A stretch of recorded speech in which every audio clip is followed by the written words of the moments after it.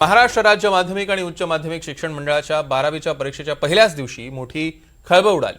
छत्रपती संभाजीनगरच्या कन्नड तालुक्यातील देवगाव रंगारी येथील जैतापूरच्या राष्ट्रीय कनिष्ठ महाविद्यालयात मोठ्या प्रमाणात सामूहिक कॉपीचा प्रकार उघडकीस आला।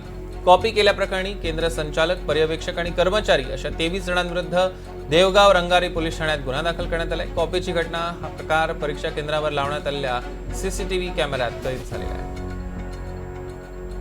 कन्नड तालुक्यातील जैतापूर या केंद्रावरती मी भेट दिली।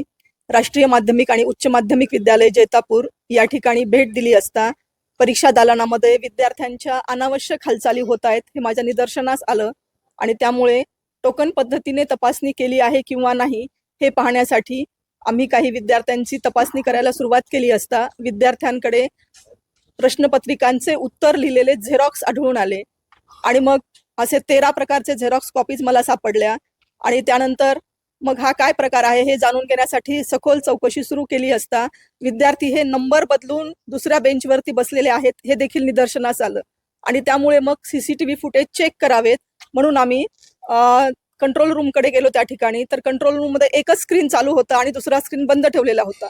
दुसरा स्क्रीन चालू केला असता असं दिसून आलं की शिक्षकांनीच विद्यार्थ्यांना उत्तरं पुरवली आहेत। शिक्षक विद्यार्थ्यांना उत्तरं देतानाचे शूट त्या ठिकाणी निदर्शनास आलेले आहे।